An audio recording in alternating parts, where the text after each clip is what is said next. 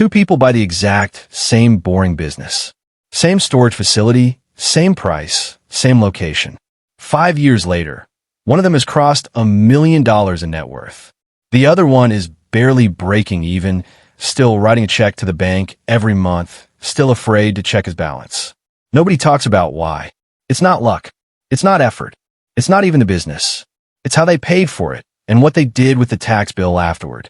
Every video you've seen about boring businesses shows you the finish line, the $1 million, the clean timeline, the tidy chart. Almost none of them show you the two decisions that actually get you there: how you finance the down payment and how you legally shrink what you owe the government every single year. That's what we're covering today. Not just which boring businesses can make you rich, but the financing and tax machinery underneath them that most people never see, and the risks that get quietly left out of the highlight reel. If you want the real, unfiltered math behind wealth building, not the highlight reel, hit subscribe. Gigi Invest breaks this down every week. No fluff, no hype. Why the asset alone isn't the full story. You've probably heard the basic idea by now. A business with an appreciating asset underneath it. Real estate, land, a book of contracts builds real wealth. A business that's just you trading time for cash flow does not. That part is true, but it's only half the equation, and it's the easier half. The half nobody explains is this. Two people can buy the identical asset-backed business, and one of them still ends up years behind the other because of how they structure the purchase and how they handle the tax return. Think of it like this. The asset is the engine. Financing is the fuel you put in it. And taxes are the friction that either slows the engine down or, if you understand them, actually speeds it up. Let's open the hood. The financing engine nobody explains. Here's the question every boring business video skips. Where does a normal person get $270,000 to put 30% down on a storage facility? Almost nobody has that sitting in a checking account. So the honest answer is one of two paths. Path 1, an SBA-backed loan. In the U.S., there's a government-backed loan program specifically built for buying small businesses and commercial real estate. It typically lets a buyer put down somewhere between 10% and 20% instead of the 25% to 30% used in the clean examples you usually see.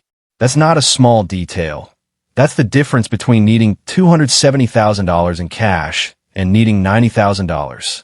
Path 2, seller financing. The person selling the business agrees to act as the bank.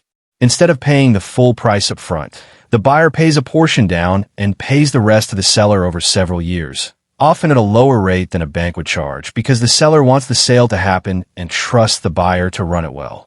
Here's what changes when you use one of these instead of a large cash down payment. Your return isn't measured against the full price of the business anymore. It's measured against the much smaller amount of your own money that's actually at risk.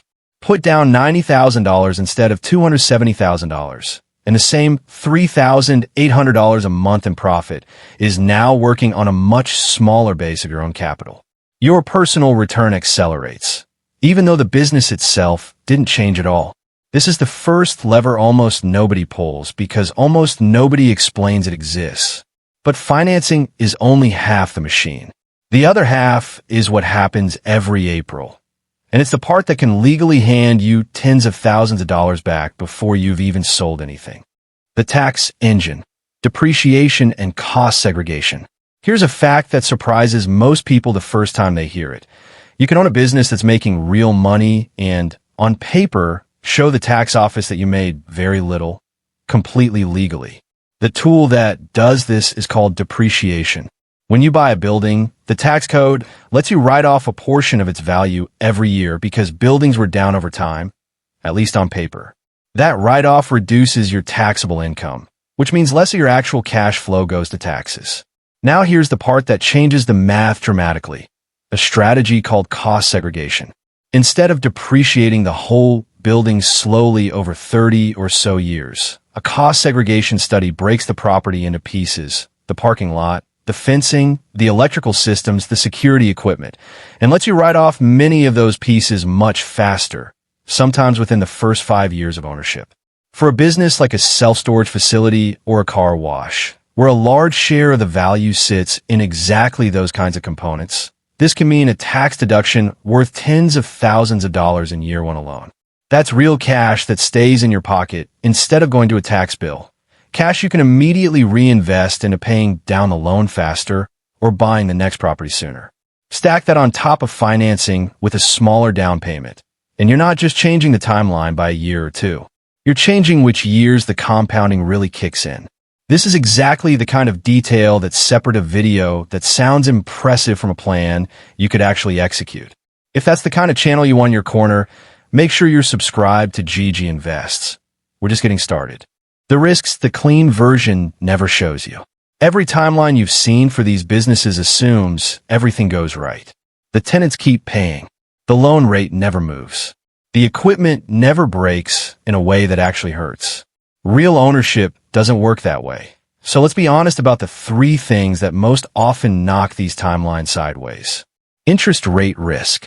Many small business and commercial loans are not fixed for the full term.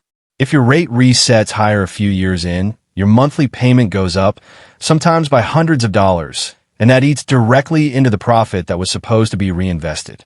Vacancy and demand risk.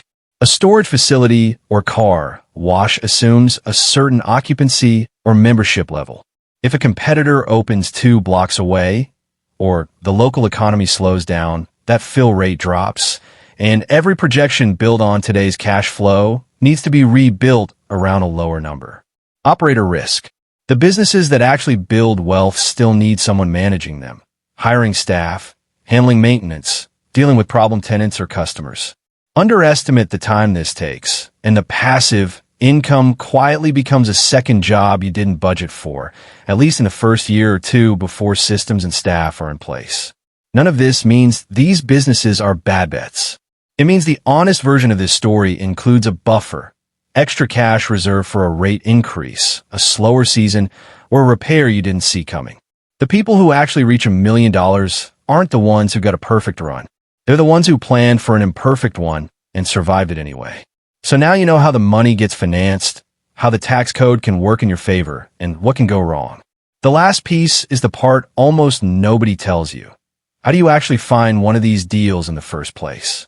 How to actually find and evaluate one of these businesses.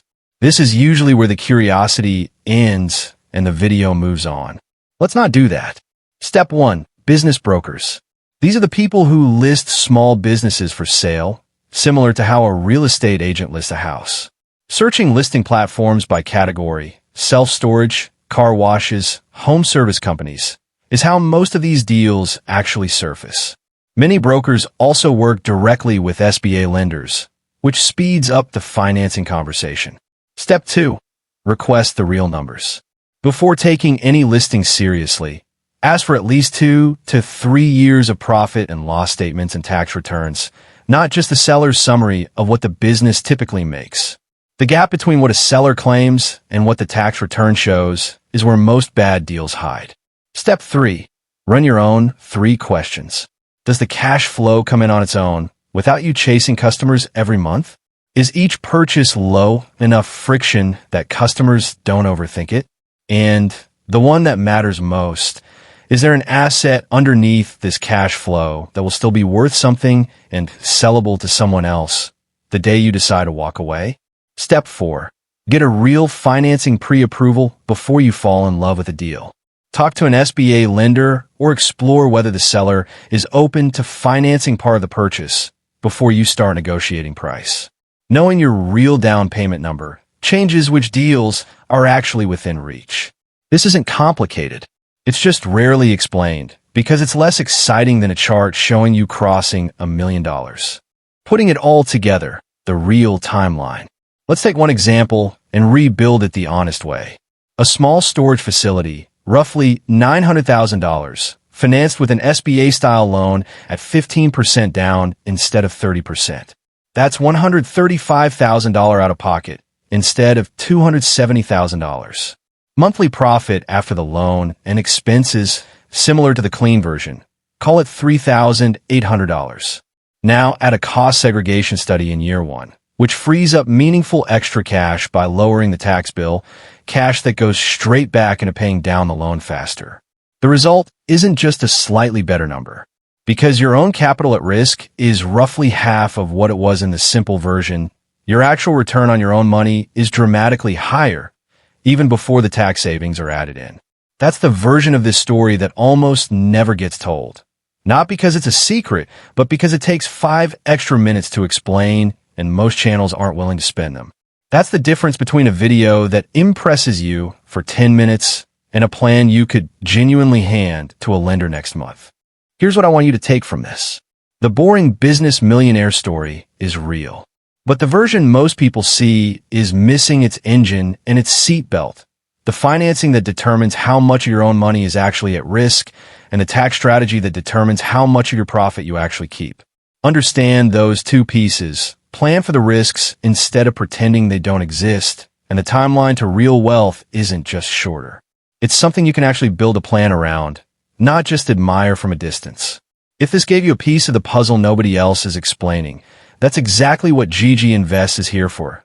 The real numbers, the real mechanics, no hype. Subscribe so you don't miss the next breakdown, and drop a comment telling me which boring business you'd actually consider buying. I read everyone.